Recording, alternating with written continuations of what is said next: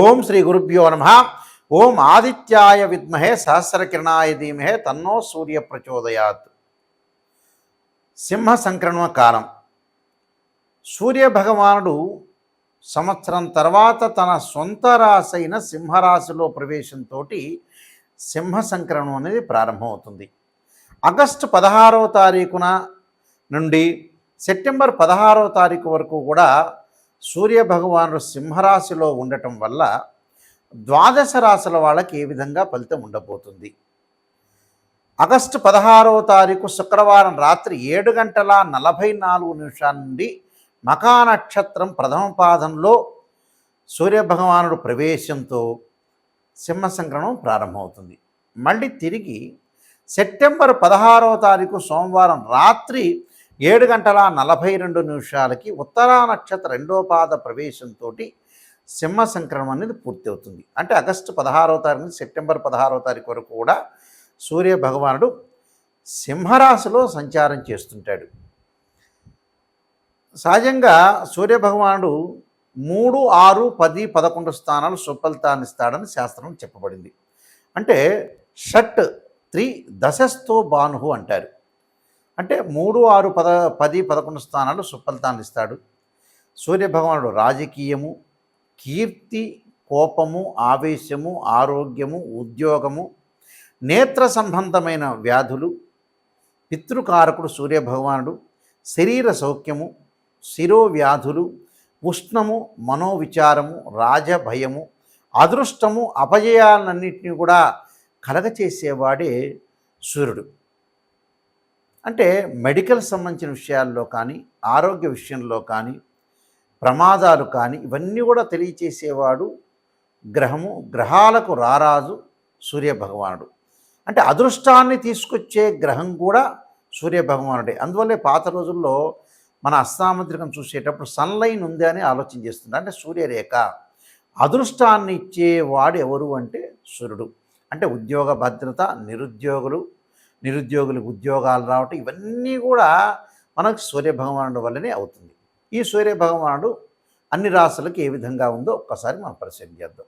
కర్కాటక రాశి వాళ్ళకి ద్వితీయ స్థానంలో రవి యొక్క సంచారం వల్ల నేత్ర సంబంధమైన వ్యాధుల విషయంలో కొంత శ్రద్ధ చూపించండి. అది లెఫ్ట్ ఐ అయినా సరే, రైట్ ఐ అయినా సరే, గ్లూకోమా ఉన్నవాళ్ళు కానీ, రెటీనా సంబంధించిన ప్రాబ్లమ్స్ అంటే శుక్లాలకు సంబంధించిన ప్రాబ్లమ్స్ ఉన్న వ్యక్తులు ఎవరైతే ఉంటారో కంటి భద్రత అనేది అవసరం. అంటే నేను నిజాన్ని చెప్పాననుకోండి, నిజంగా మిమ్మల్ని నేను సేవ్ చేసిన వ్యక్తులు అవుతా. మా వీడియోలు ఎప్పుడైనా చూసేటప్పుడు నేను చెప్పేటప్పుడు నెగిటివ్ పాజిటివ్ రెండూ చెప్తాను. ఆ నెగిటివ్ వల్ల ఏమవుతుందంటే మిమ్మల్ని నేను ఒక సేవ్ చేసిన వ్యక్తిని అవుతాను. మిమ్మల్ని కొన్ని ప్రికాషన్స్ తీసుకోండి అని చెప్తాను. దానివల్ల మీకు మంచి సుఫలితాలు జరుగుతాయి. అంటే కంటి విషయంలో ఈ రాశి వాళ్ళు శ్రద్ధ పెట్టండి. అవతల డాక్టర్ని కన్సల్ట్ చేయండి. వ్యాపారపరంగా లాభాలు కలుగుతాయి. పార్ట్నర్షిప్ వ్యాపారం కూడా వీళ్ళకి అనుకూలంగా ఉంటుంది. కొద్దిగా మోసం రాకుండా చూసుకోండి. అంటే మిమ్మల్ని ఈ నెలలో ప్రత్యేకంగా డబ్బులు అడిగే వ్యక్తులు కానీ, వ్యాపారం పెట్టుబడులు పెడతాననే వ్యక్తులు కానీ, పెళ్లి సంబంధమైన వ్యక్తులు కానీ కొంతమంది ఉంటారు. 10 మందితో ఆలోచన చేసి చేయండి.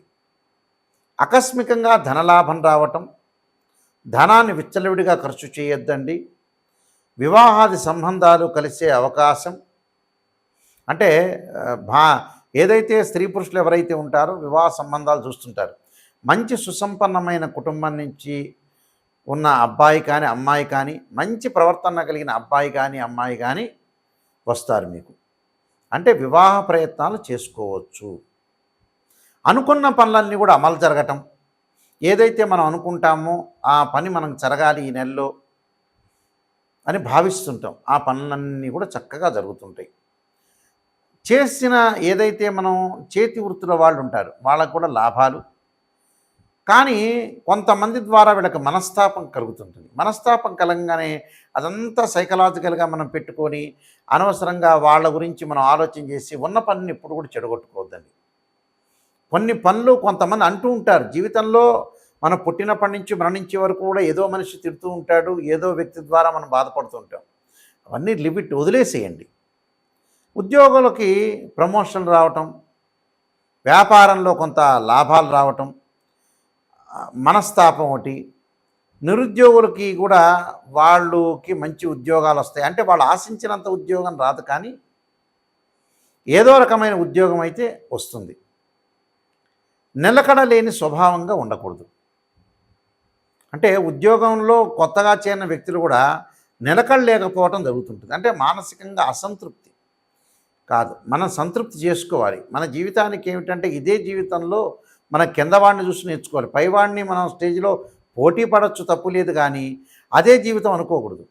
కిందవాడిని కూడా చూడాలి. కిందవాడు ఫ్యాన్లో లేడు, ఏసీ లేడు, వాడు రోడ్డు మీద తిరుగుతున్నాడు, వాళ్ళకంటే మనం బెటర్ అని కూడా ఆలోచన చేయాలి. దాంతోపాటు వ్యాపారం చేసేవాళ్ళు డబ్బును విచ్చలవిడిగా ఖర్చు చేసుకొని సామాన్లు ఎక్కువ తెచ్చుకోవద్దండి. ఉద్యోగస్తులకి పక్కనుండే తోటి సహచరులతోటి మీ గుట్టుని బయట పెట్టద్దండి. అన్ని రహస్యాలు చెప్పొద్దండి. ఏదైతే సీక్రెట్ ఉంటుందో నిగూఢంగా ఆ సీక్రెట్స్ మీలోనే ఉంచుకోండి.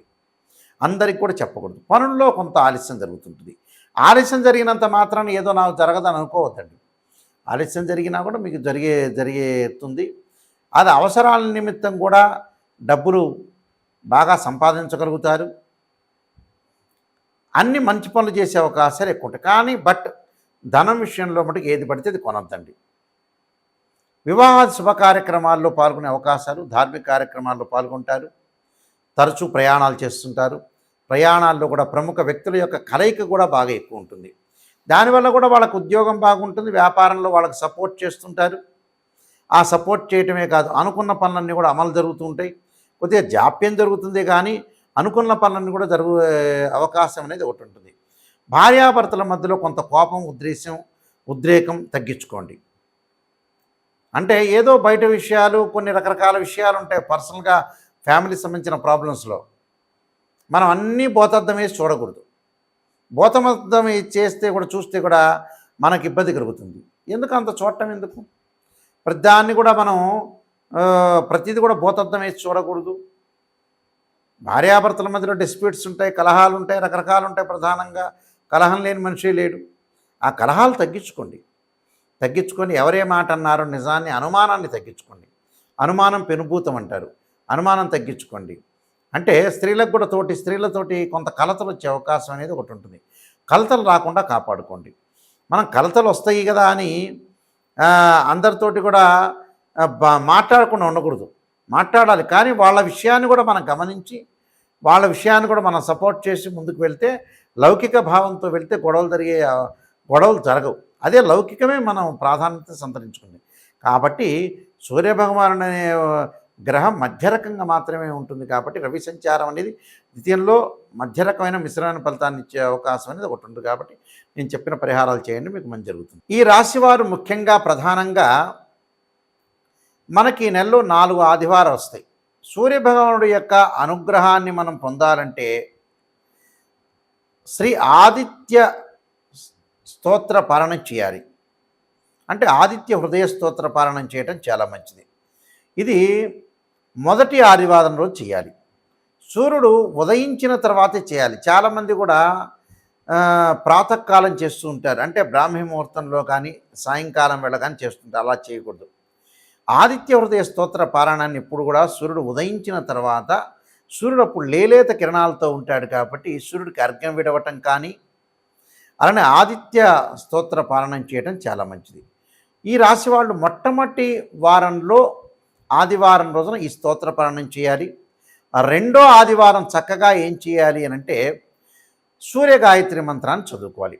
ఆదిత్యాయ విద్మహే సహస్రకిరణాయ ధీమహి తన్నో సూర్య ప్రచోదయాత్ అనే మంత్రాన్ని, ఒకవేళ అది కుదరలేదనుకోండి, ఆదిత్యాయ విద్మహే సహస్రమూర్తాయ ధీమహి తన్నో సూర్య ప్రచోదయాత్ అనే మంత్రాన్ని, అంటే ఈ 2 మంత్రాలను చదువుకోవాలి. ఓం ప్రభాకరాయ విద్మహే దివాకరాయ ధీమహి తన్నో సూర్య ప్రచోదయాత్ అనే మంత్రాన్ని కానీ, ఓం దివాకరాయ విద్మహే ప్రభాకరాయ ధీమహి తన్నో సూర్య ప్రచోదయాత్ అనే మంత్రాన్ని చక్కగా చదువుకోవచ్చు. అంటే ఈ 4 మంత్రాల్లో 4 మంత్రాలు చదవచ్చు, లేకపోతే 4 మంత్రాలు ఒక మంత్రం అన్నా ఒక 21 టైమ్స్ కానీ, 27 కానీ, 54 కానీ, 108 కానీ చదువుకోవాలి. ఇది రెండో ఆదివారం సూర్యగాయత్రి మంత్రాన్ని చదువుకోవాలి. అంటే ప్రతిరోజు కూడా అర్ఘ్యం అయితే విడవాలి, ప్రతి ఆదివారం రోజున కూడా. మూడో ఆదివారం వచ్చేటప్పటికల్లా మనకి గోధుమ పిండి ఏదైతే బెల్లాన్ని కలిపి ప్రమిదలుగా తయారు చేయాలి. అంటే గోధుమ పిండి అయినా తయారు చేసుకోవచ్చు, లేదా గోధుమ పిండిలో బెల్లాన్ని కలిపి చక్కగా 2 ప్రమిదలు చేసి దానిలో ఆవు నెయ్యి వేసి ఒత్తులు వేసి దీపారాధన చేయాలి. దీపారాధన చేసి ఎక్కడ చేయాలి? గుళ్ళో అయినా దీపారాధన చేసుకోవచ్చు, అలా తయారు చేసి మన ఇంట్లో అయినా సరే సూర్యుడు ఉదయించిన తర్వాత అలా దీపారాధన చేయటం చాలా మంచిది. అంటే ఆవు నెయ్యితోనే దీపారాధన చేయాలి. చాలామంది కూడా మిగతా ఆయిల్స్ వాడుతున్నారు, కానీ ఆవు నెయ్యి కంటే కూడా శ్రేష్టమైనది ఎప్పుడూ కాదు నిజం చెప్పాలంటే. పురాతన కాలంలో సాంప్రదాయం అంతా కూడా నిజం చెప్పాలంటే, ఇప్పుడు రకరకాల నూనెలు వచ్చినాయి, కానీ ఆవు నెయ్యికున్న ప్రాధాన్యత, దాని యొక్క శ్రేష్టం అనేది ఏది ఉండదు. కాబట్టి ఆవు నెయ్యితో దీపారాధన చేయండి. 4వ ఆదివారం వచ్చేటప్పటికల్లా చక్కగా మీరు గోధుమల్ని దానం చేయండి ఒక బ్రాహ్మడికి. ఒకవేళ అది కుదరలేదనుకోండి, గోధుమలు నానబెట్టి ఆవుకు పెట్టండి. ఇది మీరు చేయాల్సింది విషయం. ఇంకా విశేషంగా మీరు చేయదలుచుకున్నారనుకోండి, గోధుమ రవ్వతోటి ఏదన్నా సరే ప్రసాదం చేసి ఒక దేవాలయంలో ప్రధాన అర్చకులకు ఇవ్వండి. ఇస్తే వారు ఏం చేస్తారంటే చక్కగా అందరికీ కూడా గోధుమ రవ్వతో నైవేద్యాన్ని భక్తులందరికీ కూడా పంచే అవకాశాలు ఎక్కువగా ఉంటాయి. కాబట్టి వాళ్ళందరూ కూడా పంచుతారు. కాబట్టి తప్పకుండా మీరు గోధుమ రవ్వతో శుచిగా శుభ్రంగా ఇంటిలో శుభ్రంగా స్నానం చేసి ప్రసాదాన్ని దానిలో జీడిపప్పు, అలానే ద్రాక్ష, అంటే కొంత సువాసనలు వెదజల్లేటట్టుగా చేసుకొని చక్కగా ప్రసాదాన్ని చేసుకొని, చక్కగా ఒక ఇత్తడి గిన్నెలో చేసుకొని, చక్కగా స్టీల్ గిన్నె కాకుండా చేసుకున్న తర్వాత అది దేవాలయంలోకి వెళ్ళి ఇవ్వండి. ప్రధాన అర్చకులు గారు ఉంటారు కదా, వారికి ఇచ్చేస్తే వారు నైవేద్యం పెడతారు.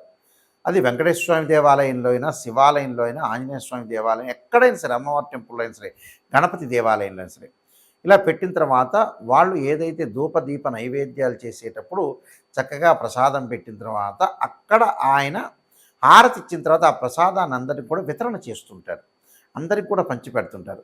దానివల్ల కూడా మనకి ఏదైతే కష్ట నష్టాలు కానీ, ఆరోగ్యపరంగా కానీ, ఉద్యోగ భద్రత కానీ, ఉద్యోగం కానీ, అపజయాలు కానీ, నిరుద్యోగులు కరెక్ట్గా ఆశించినంత ఉద్యోగాలు రాకపోవటం, శత్రువుల వల్ల భయము, సమస్త దోషాలు, సర్వకార్య సిద్ధి జరగాలంటే, ఇష్టకామ్య సిద్ధి అంతా కూడా జరగాలంటే సూర్యభగవానుడి యొక్క అనుగ్రహం అనేది ఉండాలి.